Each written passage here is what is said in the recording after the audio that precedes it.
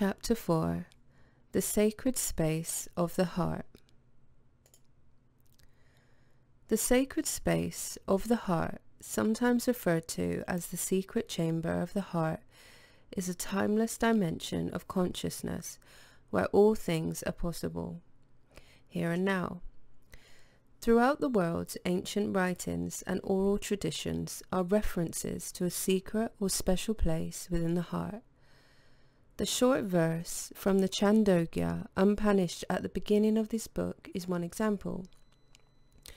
Another is the book associated with the Torah called The Secret Chamber of the Heart, and perhaps science is now beginning to cautiously approach this very understanding. One research group, the Institute of Heart Math in Boulder Creek, California, which is connected with Stanford University, has found some very interesting new data. That information may be helpful to some of you trying to understand the heart. It's not an easy undertaking, but when the mind cooperates, the heart responds. There has always been this paradox. When a baby is conceived, the human heart begins to beat before the brain is formed. This has led doctors to wonder where the intelligence to begin and regulate the heartbeat is coming from. To the surprise of the medical world, scientists at HeartMath have discovered that the heart has its own brain. Yes, a real brain with actual brain cells. It is very small, has only about 40,000 cells, but it is a brain, and obviously all that the heart needs. This was an enormous discovery and lends authenticity to those who for centuries have spoken of or written about the intelligence of the heart. The scientists at HeartMath have made perhaps an even greater discovery about the heart. They have proven that the human heart generates the largest and most powerful energy field of any organ in the body, including the brain within the skull. They found that this electromagnetic field is about 8 to 10 feet in diameter, with the axis centered in the heart. Its shape resembles the donut form of a torus, which is often considered the most unique and primal shape in the universe. Those who have studied both volumes of The Ancient Secret of the Flower of Life will find something very similar about the heart's toroidal field. In Metatron's cube, you can find the 5 platonic solids within one another, and each one has a smaller replica of the original form contained within it. A cube within a cube, an octahedron within an octahedron, and so forth.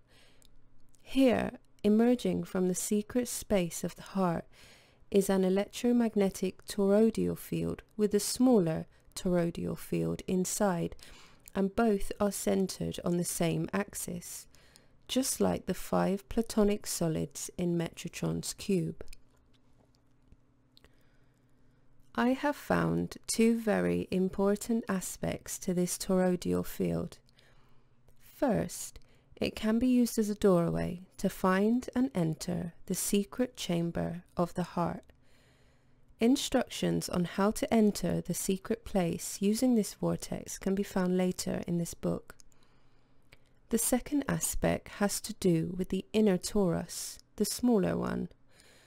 This is not the place to explain how important this inner field is, but I will return to it when we talk about creating from the heart. The sacred space of the heart is created in a fashion similar to the torus within the torus. There is the sacred space itself, but as you will see, within this sacred space is another very small but very special space that is different and has unique applications. Heart surgeons have learned another piece of information that could be related, but I'm not sure of the significance. They have found that there is a tiny place in the heart that must never be touched for any reason or the person will immediately die, with no chance of reviving him or her. Whatever it is about this place, it certainly is important to life. I am convinced that the toroidal electromagnetic field passes exactly through and is generated from the sacred space of the heart, but I am still not clear about the brain of the heart and the place that cannot be touched or you die. If you understand or discover a relationship, please let me know. Studying and teaching, living in the heart. Since late 1999, I have been studying and giving workshops on living in the heart. At the time of this writing, I have explored this experience with about 4,000 people. I have learned so much and I continue to learn. I feel sure that there will be other parts to this book in the future, for we are now beginning to understand the images themselves that are generated by the heart. The following is some of what I have learned, but first I would like to make a disclaimer. What I know at this point I have learned from direct experience and from the experiences of some of my students, and sometimes we don't understand what is going on for long periods of time. What I am about to say is what I believe to be true at this time, and I may change my mind about some of this information. You must follow your own heart and be true to yourself. If something in this book does not work for you, just disregard it. I am certain that there is a way for you to find your sacred space of the heart. In the first 2 years of giving the Living in the Heart workshop, I found I could reach only about half of the participants. Half of the people in each group completely got it, whereas the point of the workshop went completely over the head of the other half. I finally began to mention before each workshop that this might happen, that about half the people would experience the sacred space within the heart and their lives would be changed by the experience, whereas the other half would go away not having experienced anything at all. Why is that so? I asked myself.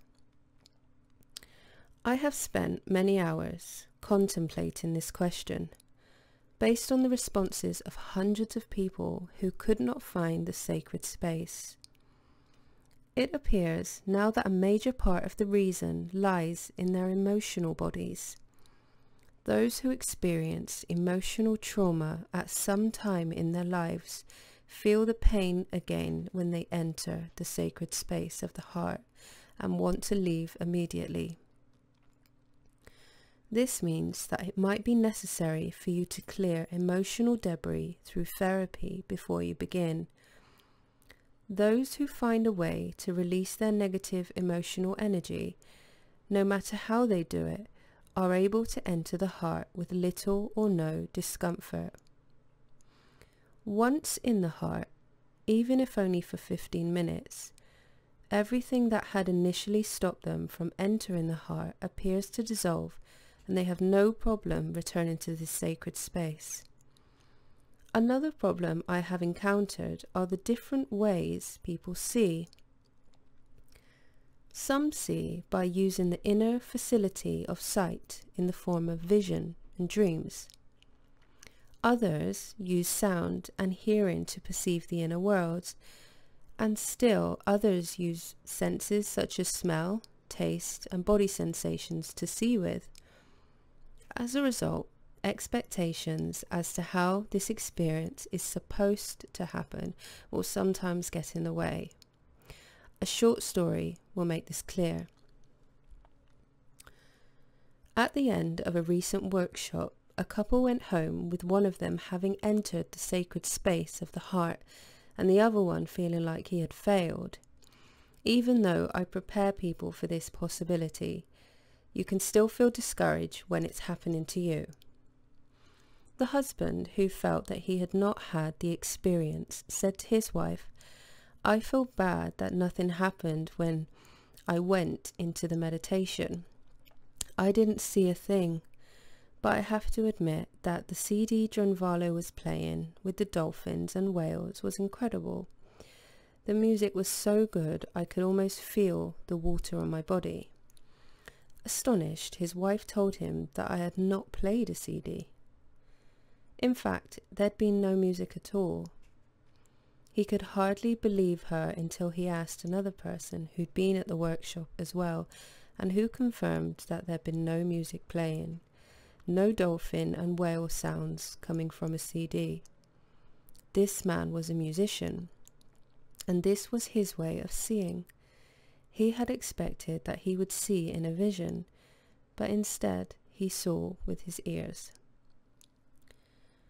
We are now discovering that many people who thought they had not had an experience actually did have one, but because it didn't correspond with their expectations, they discounted the entire experience of having been in the heart space. The vibration of the heart, the easy way back. One of the first things I noticed when I entered my sacred space of the heart was the vibration that seemed to be coming from everywhere. This vibration that seemed to be coming from everywhere, the vibration obviously was not the heartbeat itself, since the sound was continuous, like the sound of Om, yet different. Both times I found myself in the king's chamber in the Great Pyramid in Egypt. I experienced a vibration that seemed to be everywhere within the pyramid, even in the very stones I touched. I have talked with many people who have experienced this same vibration there, and I believe it is almost exactly the vibration of the heart. When you enter the sacred space of the heart, one of the first things I would like you to do once you hear the vibration is to actually begin duplicating this inner sound with your physical voice. It doesn't have to be perfect, just as close as you can. This links the inner world of the heart with the outer world of the mind. My wife has studied the ancient teachings on the way of the heart from Israel, from Madame Colette of Jerusalem, which say this is always important, and I agree. After having witnessed so many people enter in this space, what it does is ground the experience of the internal humming of the heart into the physical world, which then also presents another reason for doing this, a means of return. Once you have experienced the sacred space of the heart and wish to return, you can simply tune to the heart vibration by humming the sound and, of course, moving out of the head into the heart. The vibration leads you directly to the sacred space of the heart, and the return gets easier and easier. Eventually, this change from the mind to the heart can be accomplished in about 2 or 3 seconds. My personal experience of the sacred space of the heart. Before I begin, please understand that your experience and mine may be completely different and outwardly may even seem to have absolutely nothing in common. Though there are many correlations between any two people, like snowflakes, each person is unique. So please, don't set up expectations. The more you enter the heart like a child with open eyes and senses, the easier and more direct your experiences will be. I am telling you about other experiences simply so you can use them as a reference, not as a law. In the mid-1980s, I was meditating with the Merkaba, the human light body, and suddenly, quite unexpectedly, I found myself inside a cave carved out of solid stone that appeared to me to be totally real. One end of the cave was rounded and dome-like, with nothing in it except a circular area with a raised stone lip about 12 inches high and 6 feet in diameter, and filled with pure, white silicone sand. Along the left wall of the main area were about 20 photographs of people, which appeared to be somehow embedded in the solid stone. I didn't recognize a single one of these people, nor did I understand why the photos were there. On the opposite wall was a crude opening about 12 feet wide and 16 feet high. A wall of white light blocked the view of what was beyond the opening. I knew instinctively that whatever was behind this wall of light was something that was being hidden from myself by myself. I knew I had created this wall of light, but I had no idea why. As I walked around in this cave, everything felt familiar, and at the same time, it seemed like I was there for the first time. At the far end of the cave, a staircase was carved out of the solid stone, winding around and down to another level. On this new level was a green light that left no shadow. It simply seemed to come from the air itself. I saw many sealed rooms. I believe there were hundreds of them. My inner guidance let me know that this part of the cave was for a later time in my life, so I went back to the main room. I kept returning to the cave in my meditations, even though I wasn't trying to make it happen. About every 2 weeks or so, I would find myself back in this space. Nothing ever changed, nor did I ever discover anything new, until perhaps a year after I'd first discovered the cave. I was sitting cross-legged in the round silicon sand area facing the solid rock wall.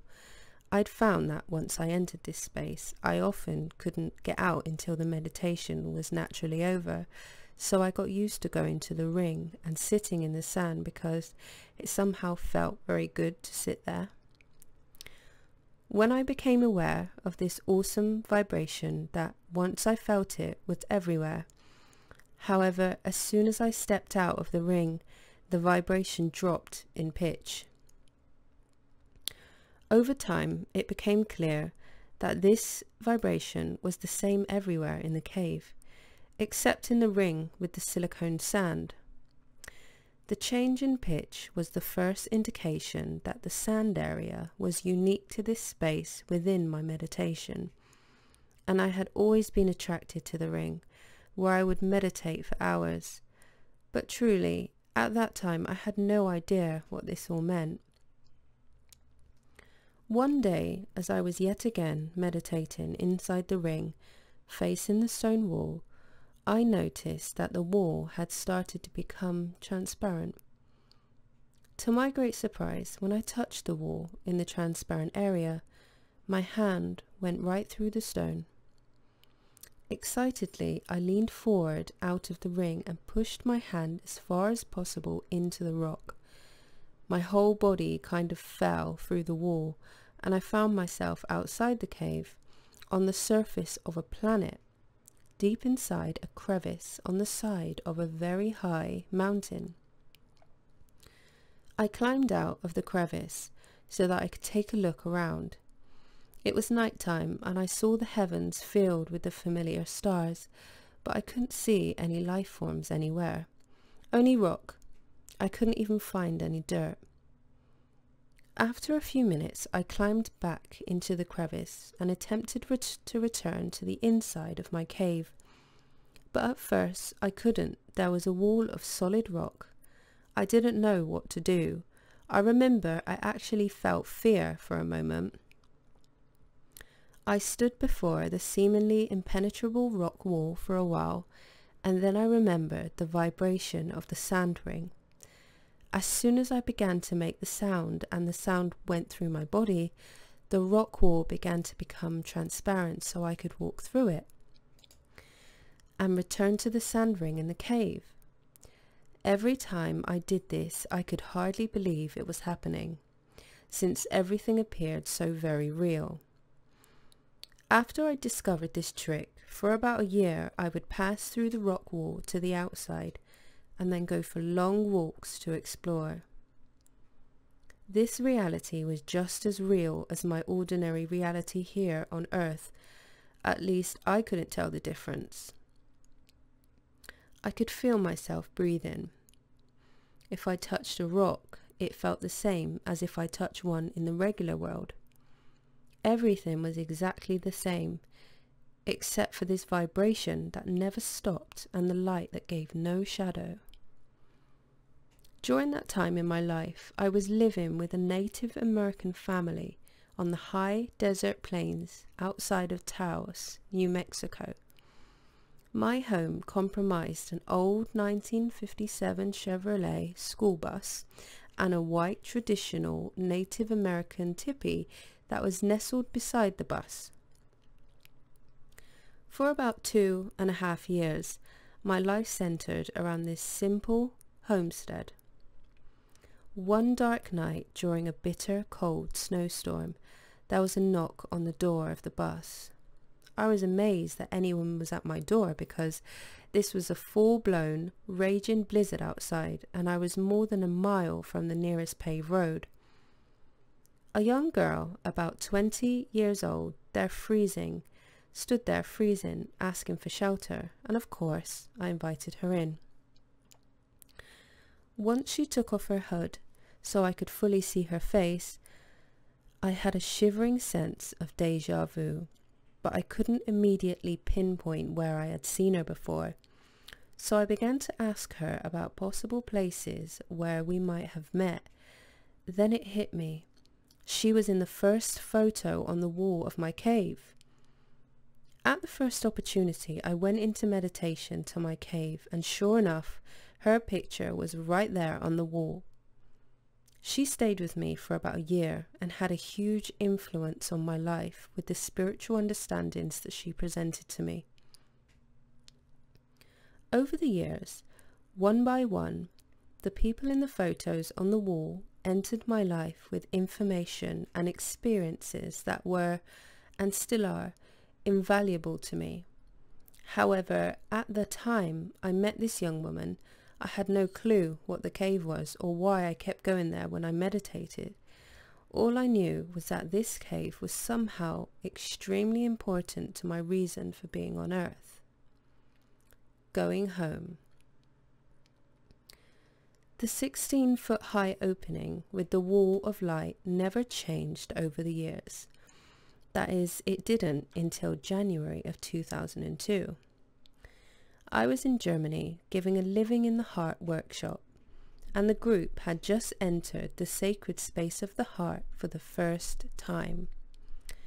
I'd also entered my sacred space of the heart and, as usual, found myself inside my cave. By now, I understood that this was inside my heart space, but as I walked towards the wall of light, for the first time ever, the opaque light concealing the opening was slightly transparent. I became excited for this and it had never happened before, and I wondered what was going to come next. We came out of our sacred spaces and I dismissed the group for a short break of about half an hour. I started back to my room when a woman approached me and said she had a gift for me. She told me how she was walking on a beach in Greece, not thinking of anything but the beautiful place where she was, when she looked down at the sand and saw the most unusual rock. She picked it up and immediately the rock said to her, "Bring me to Drunvalo." And that was exactly what she did. She had wrapped it in a piece of cloth so I couldn't actually see the rock as she handed it to me.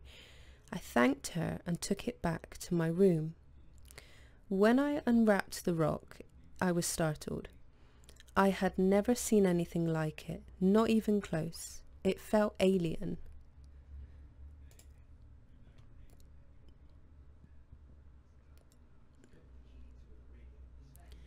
The first thing I did was sit down to meditate, holding the rock to my third eye.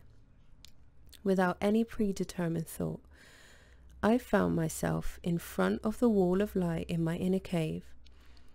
Within a short time, the wall of light completely disappeared, and I could now see into the opening that had held my curiosity for so many years.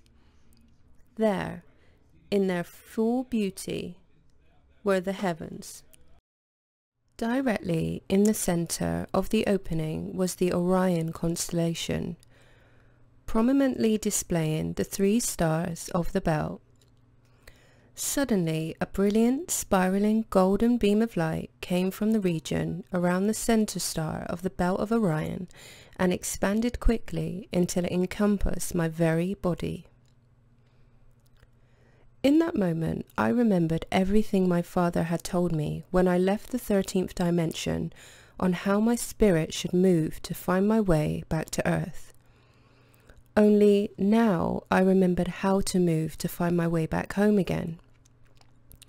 I was both happy to remember so much that I had purposely forgotten, and apprehensive. Did this mean that I was about to leave Earth and go home? One of my angels appeared immediately to assure me that I wasn't leaving, but that the vortex, the spiraling golden beam of light, had opened another form of communication for me that would be used in the future and would be paramount in my life. Remembering the movement of spirit was important for another reason I would soon understand.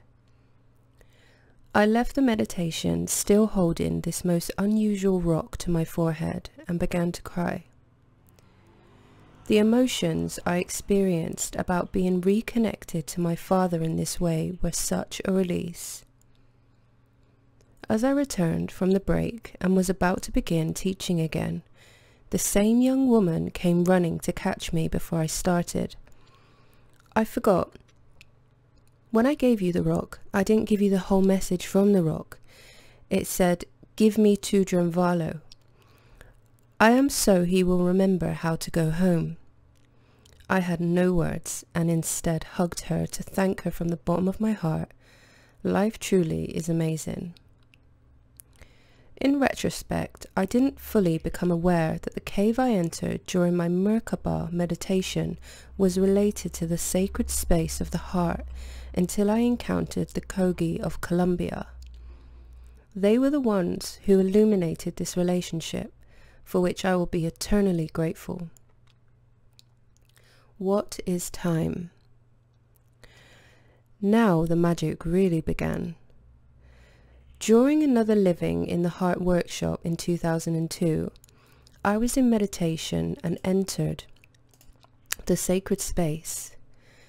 As visual, I walked over to my special space to sit in the sand and meditate within my meditation when I saw that the ring was filled up to the brim with water like a bathtub. I could also see that the water had been overflowing and was running across the cave's floor to a place at the other side of the round area, where it was disappearing into a space between the floor and the wall. Seeing this gave me the funniest feeling. I hadn't expected it and was bewildered, so I just stood there looking at the water, not knowing what to do or why this was happening. Suddenly, a wave of water began to rise about a foot or two above the rim, spilling over and flowing like a river towards the wall where the opening in the floor enlarged to receive the abundant water. The amount of water kept increasing until it presented a truly alarming display.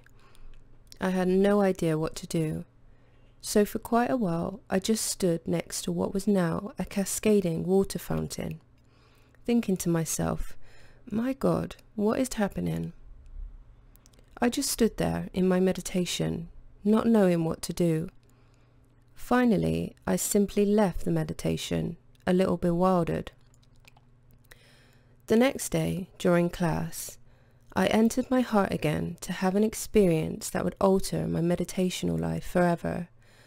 The flow of water continued, but it seemed to have calmed down to a continuous yet still heavy flow.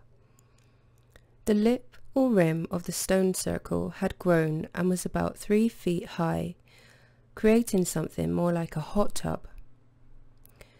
I wanted to enter my inner sacred space, but kept standing there, contemplating if this was something I should or should not do. Finally, I felt I should just go ahead and do as I'd always done. So I climbed into the tub filled with swirling water. The water was cool but comfortable, about room temperature, and extremely pure and transparent. With the water flowing all around me, I soon began meditating, my eyes open and watching the rock wall in front of me. The wall slowly began to become transparent as I had seen so many times before, and I followed the overpowering urge to step through the wall. As I climbed out of the familiar rock crevice to where I could see the barren planet, I was stopped in my tracks by the spectacle I was beholding. This imaginary planet was no longer barren. Everywhere, as far as I could see, there was abundant plant life. A virtual jungle stretched out before me in all directions, all the way to the horizon. How could this be? No sooner had I finished the thought when the image of the flowing water from my inner sacred space appeared, and I realized that this water had given life to the planet. But the plants were so mature. Could it be that time in this world was not what I thought it was? I had so many questions.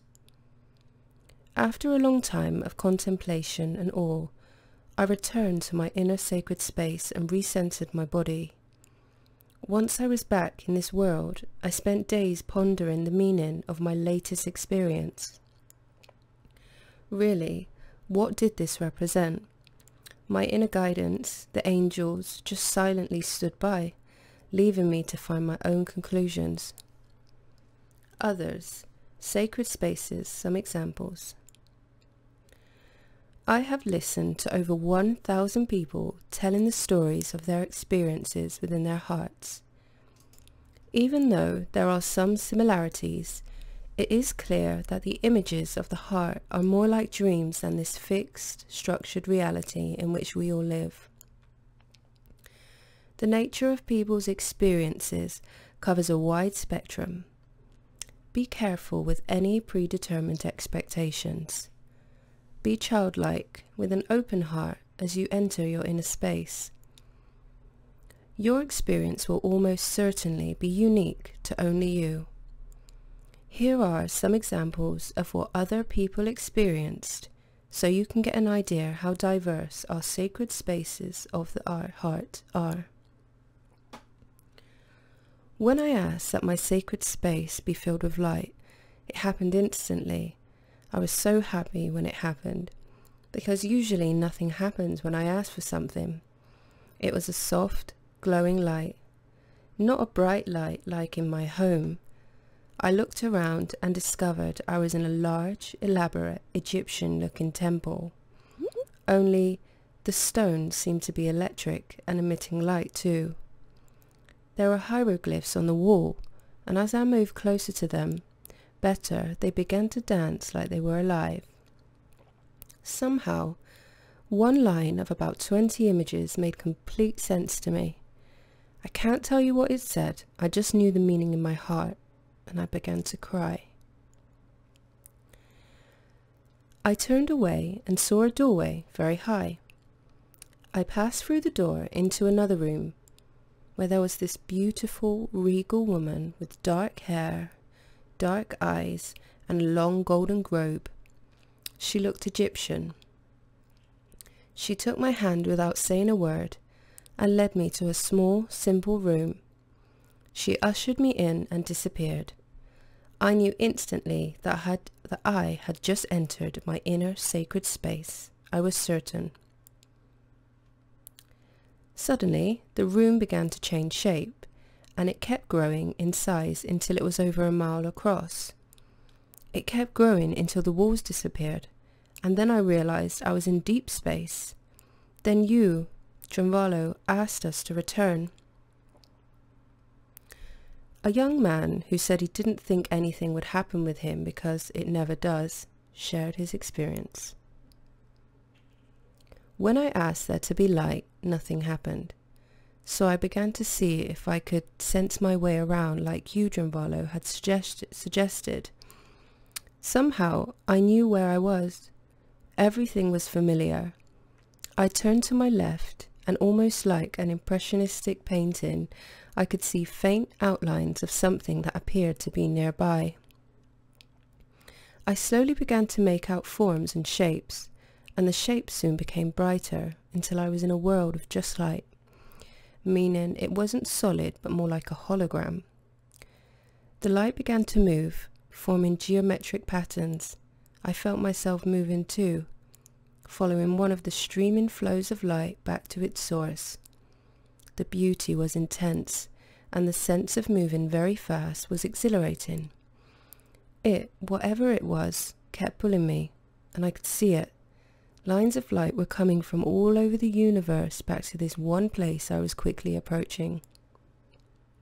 By now, the size and the grandeur of this event were on a galactic scale. I felt like a tiny speck in all of this. As I flowed like Mercury into the center of this light field, I knew I was home with a capital letter.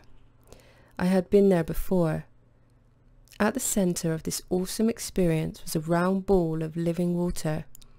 I slipped into the middle of this ball of light-filled water just when you asked us to return. I know I will go back there. I didn't want the experience to stop. I didn't want to return. I was so alive. The stories go on and on. Always different, always intimately personal to the meditator of the heart. After listening to hundreds of these stories, it becomes clear that there is another reality in the heart that is just as important and perhaps more primal than this structured world of the mind in which we all seemingly live. What can stop you from having this experience? There are reasons why some people cannot enter the heart, or if they do find this special place, they feel compelled to leave immediately. It took me almost 2 years of teaching and listening to those who could not enter before I began to understand why this is so. As I touched on before, those who have had traumatic emotional experiences in their lives, especially negative experiences around relationships and love, often relive their pain when they enter the sacred space of the heart. And it is so painful that they feel they must leave. This is the most prevalent problem. There is also the problem of fear, the fear of the unknown. Some people realize instantly how real the images of the heart are when they begin to experience them, and fear enters their spirit and drives them away. I have found that if this is the case, and if one can get the person to stay just for a little while, the fear will often go away and all is well. The secret is how to get someone to stay long enough for the fear to dissolve. The third problem, which I also touched on earlier in the book, is when people have expectations of being able to see in a certain manner and don't realize that they can see in other ways by hearing, touching, smelling or tasting. As I mentioned in the beginning, I could reach only about 50% of the audience, but by January 2002, I had learned about these issues that could keep people away from their sacred spaces of the heart. At the workshop in Germany, 174 out of 180 people were able to experience their inner sacred space of the heart, yet we are still learning or remembering.